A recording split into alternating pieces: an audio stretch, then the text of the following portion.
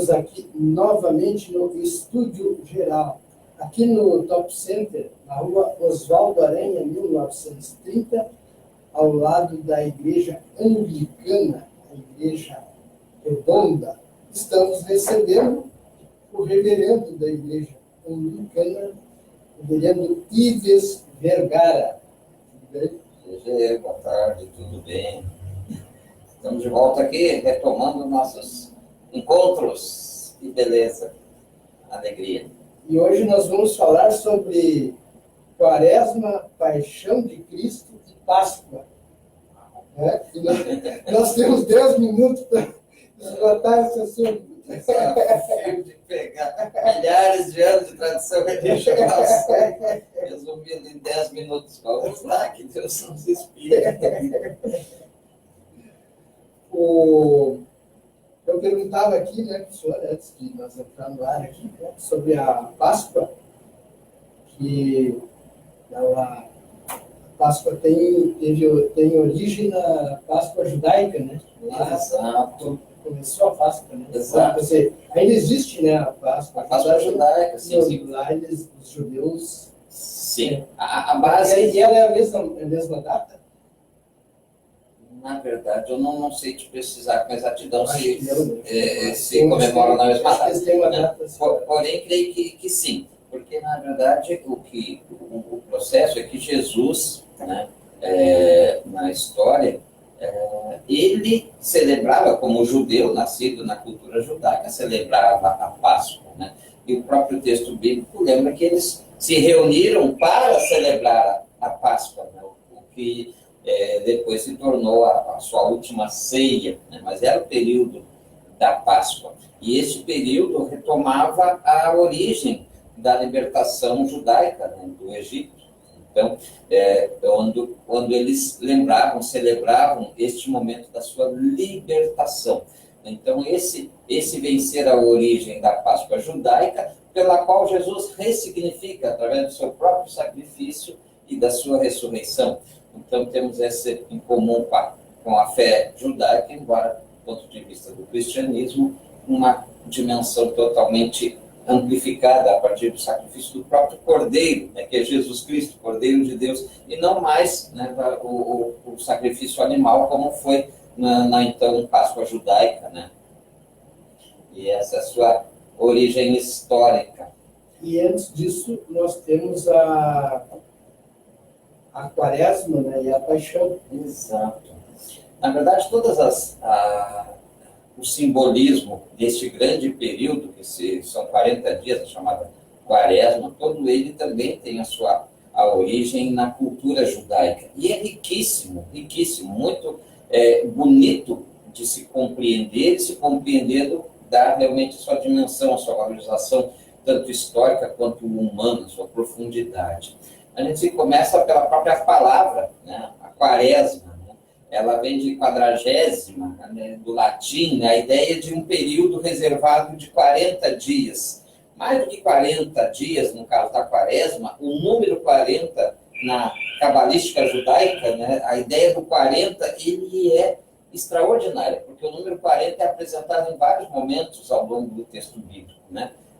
Noé, né? Que fica 40 dias na arca, o próprio povo que foge do Egito, né, onde era escravo, em direção à Terra Prometida, fica 40 anos no deserto. Né? Jesus Cristo, logo depois de ser batizado por João Batista, vai para o deserto também, fica 40 dias no deserto, segundo o texto bíblico, onde é tentado pelo diabo. Né? E também esse período, todo o simbolismo do 40, ele se dá na direção de quê? É um período de transição.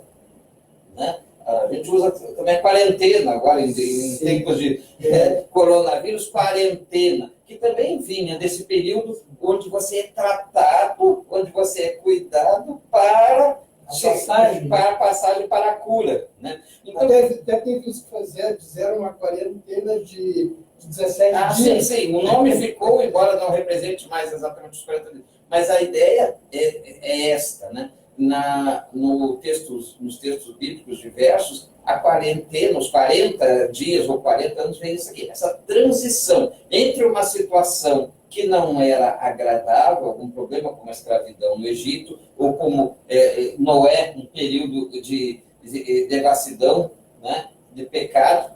Então, essa situação que não era agradável para o povo, para o próprio Deus, até a chegada a um momento diferenciado, né? A sua Páscoa, a sua passagem, por isso passagem. Esse é o período da passagem, o que faz com que o povo seja conduzido para um novo patamar, né? Então, a Quaresma, na igreja cristã, e ela vem desde o século, em torno do século V, VI, já da era cristã, foi adotada como realmente um período de preparação. Ele é um período dessa transição, né? Por isso começa na quarta-feira de cinzas, né, encerrado o carnaval, a purificação, um tempo de devoção, um tempo de transformação, de conversão, para que se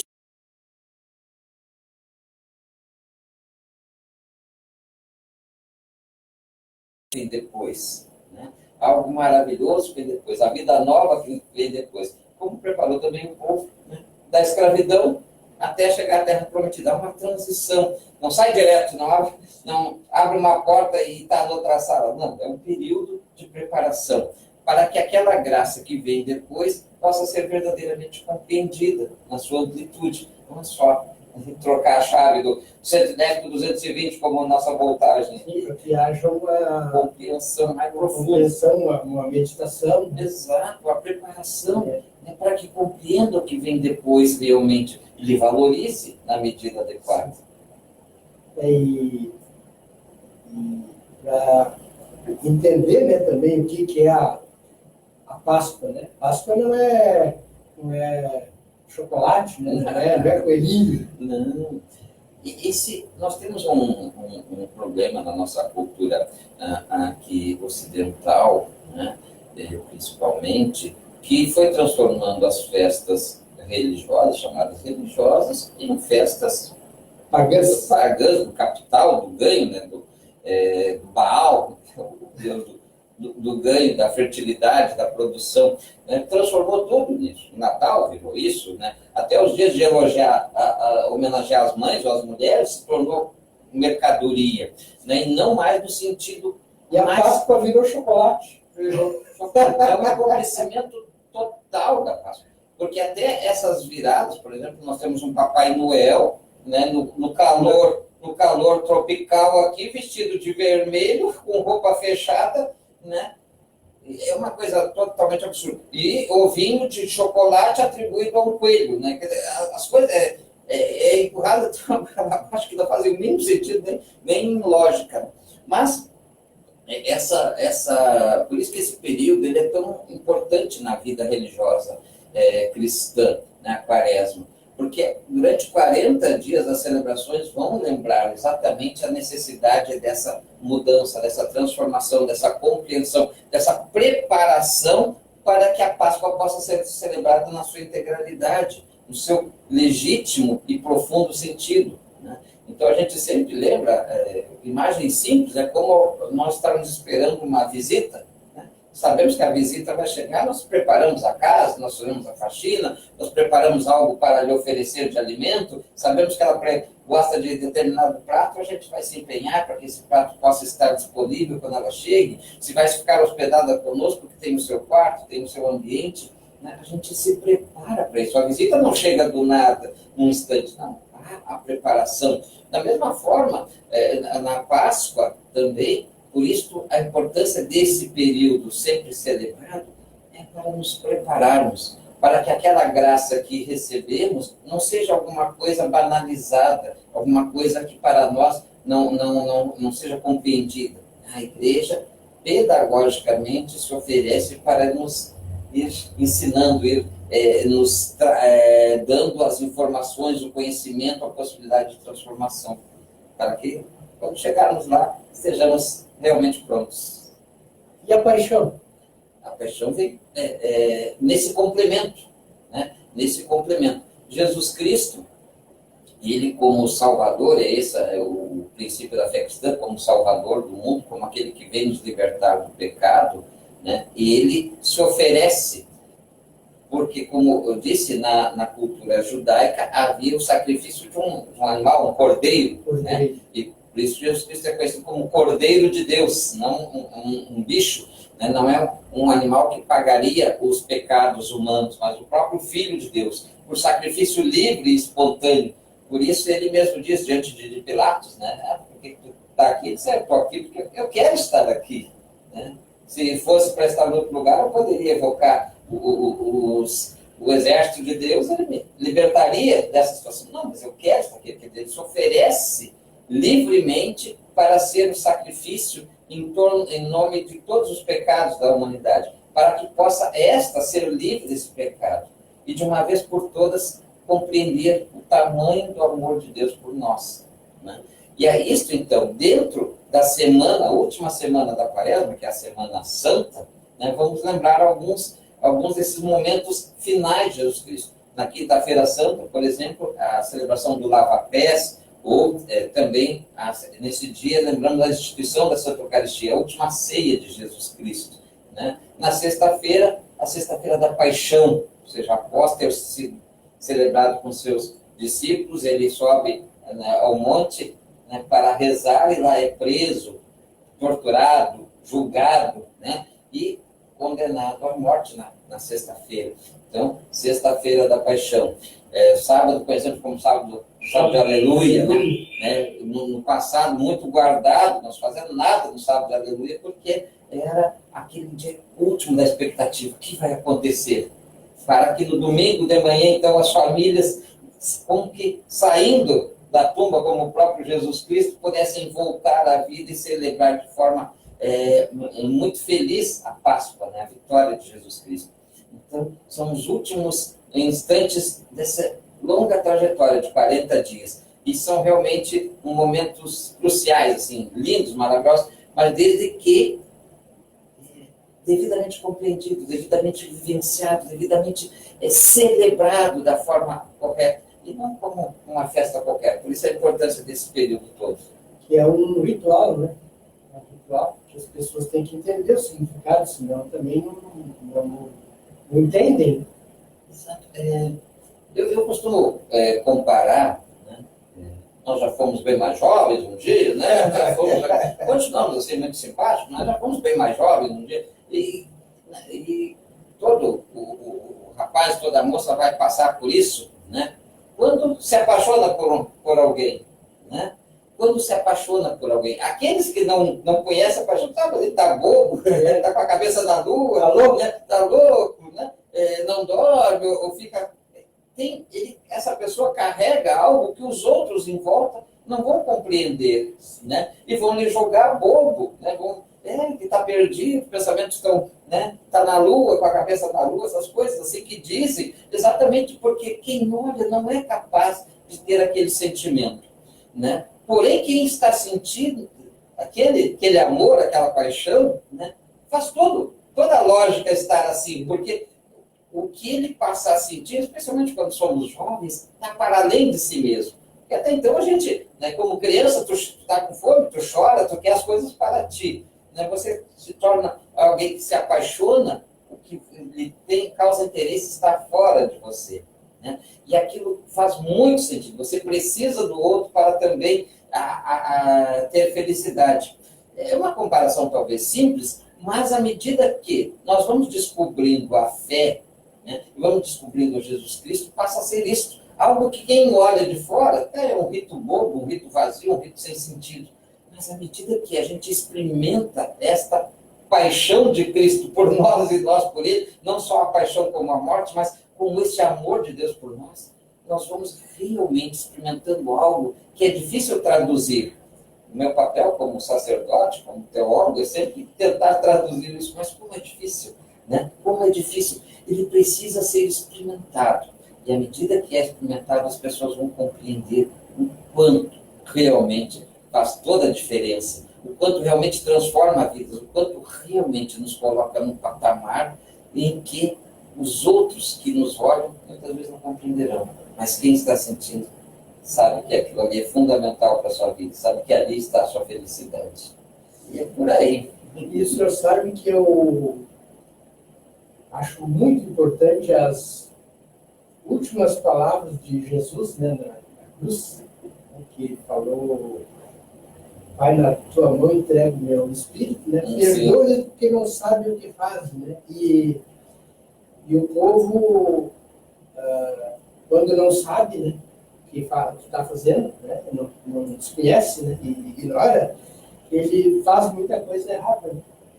As últimas palavras de Cristo na cruz, né, são extraordinárias, né? Tanto que a celebração das 7 palavras, né, que são exatamente essas palavras de Cristo, é uma das formas litúrgicas de celebrar a Sexta-feira da Paixão, né? São palavras extraordinárias. Ele tem uma palavra, por exemplo, voltada à sua mãe, ele estando na cruz, né, imagine-se, com pregos, né, pregado na cruz, e ele volta-se para sua mãe e diz que está ao lado de João, né? João era conhecido como seu discípulo amado, né? Talvez como um filho mais jovem, assim, mais novo. Ele disse: mulher, está aí o teu filho, eis aí tua mãe. Né? Ou seja, ela como se imagina fosse viúva já, Maria, né? José já tivesse falecido, uma mulher viúva sofria muito. Ou seja, ele na cruz se preocupa em cuidar da sua mãe. É um gesto de amor extremo. Né? Ele está ali naquele sofrimento todo, mas está pensando no bem-estar futuro dela. Como também ele ali sendo espetado por uma lança, diz: Pai, perdoa porque não sabem o que fazem. Né? Ou seja, o amor de Jesus Cristo, por isso essa compreensão é tão extraordinária, porque o amor de Jesus Cristo vem com palavras, mas também vem com gestos extraordinários, que a nossa humanidade carece muito compreender. Né? E a última palavra, como você bem lembra, sim, é uma palavra talvez pessoal, né? É a sua palavra, ele está se entregando a Deus. Mas essa palavra ainda ela é cheia de símbolos que são extraordinários. Um deles é que essa palavra, na verdade, está contida num salmo, né? O Salmo 22, está contida no salmo, né? Em tuas mãos entrego o meu espírito, né? E ela vem de uma oração judaica. Segundo, isso eu me lembro de ter estudado num seminário, e já se vão quase 25 anos atrás, né, de que esta era a oração que as mães ensinavam para as crianças quando iam dormir. Porque havia, na compreensão judaica, quando a gente dormia, o espírito saía do corpo. E nessa saída, eles tinham medo que, às vezes, quando acordasse, o espírito não tivesse voltado ainda. Né? Então, eles entregavam o espírito a Deus. Pai, em tuas mãos entrego o meu espírito. Era só a oração de boa noite. Né? Era um gesto de confiança que no dia seguinte retomariam o seu espírito. Né? Então, o que Jesus Cristo está dizendo? Como uma criança que é ensinada a orar entregando o espírito a Deus, ele está entregando o seu espírito ao seu Pai Celestial, ao seu Deus. Porque ele sabia que iria dormir. Né? Ele estava em confiança. Ele é uma entrega total e absoluta. Exatamente. Essa palavra é uma palavra que tem um conteúdo mais uma vez pedagógico, um ensino extraordinário, de confiar em Deus em todos os momentos. O próprio Jesus Cristo, essa lição maravilhosa. E assim entrega. E sabemos, né, que depois ele toma esse espírito em glória, ou seja, como ressurreto. Deus não o abandonou naquele momento mais difícil, a morte. Pelo contrário, ele vence a morte. Então, essa lição fica. E essa compreensão, né, ao tê-la, nós podemos celebrar a Páscoa, a Quaresma, a Paixão, com um verdadeiro sentido. Aproveitá-la. E certamente também, como o próprio Cristo, ser muito mais feliz ao final, porque estaremos do lado da vitória de Deus. Valdemir Oliveira entrou aqui. Abraço, Valdemir. O pessoal que nos acompanha aí, por favor, vamos curtir, comentar e compartilhar para que mais pessoas possam ter acesso a essa nossa conversa aqui com o reverendo Clívias Vergara, da Igreja Anglicana, a Igreja Redonda, aqui na Oswaldo Aranha, aqui ao lado da casa do produtor rural de Montenegro. E nós vamos falar um pouquinho aqui dos nossos apoiadores. Nós temos aqui a Imobiliária Melo, aqui no Top Center. Se você quiser comprar, vender ou alugar seu imóvel, fala com o nosso amigo Melo aqui, que ele vai lhe ajudar. E nós temos o Geraldo, do exe.com.br, que é temos as empresas de Montenegro e notícias de Montenegro, tudo grátis, tudo patrocinado pelos assinantes do geral.exe.com.br. E temos também a Livraçaria Progresso, lá do nosso amigo Acadrolli, ali na rua Duarte Macedo, quase esquina com na Flores da Cunha, quase esquina com o Duarte de Macedo. E ele vai vir aqui nos ensinar como é que tempera o vidro. Não sei se é com sal, com salsa, alho, né? E ele vai ensinar a temperar o vidro, né? Nosso amigo Gato, lá da Vidraria Progresso, que trabalha com o vidro temperado. Nós vamos ter no dia 14 de março, aqui na rua Castro Alves, fica aqui nos fundos da Associação Atlética Banco do Brasil, que é a ABB, aqui em frente à Estação da Cultura, e a rua Castro Alves é aqui nos fundos da ABB, onde vai ter 24 horas de poesia. Castro Alves, a Rua da Poesia. Então, Montenegro é a cidade das artes, e nós vamos ter a Rua da Poesia, 24 horas de poesia. Estão todos convidados a participar deste evento, né? E aqui tenho a chamada aqui, né, da Rua da Poesia, a poesia de cada um de nós, as memórias da Rua Castro Alves, ouvir, recitar e cantar poesias, né? Então, quem quiser ouvir, recitar ou cantar poesias, está convidado a participar, né? E nós continuamos falando, então, sobre Quaresma, Paixão e Páscoa. Eu vou passar aqui para o reverendo Ives Vergara, da Igreja Anglicana, que está hoje aqui conosco, para que faça, então, as suas considerações finais.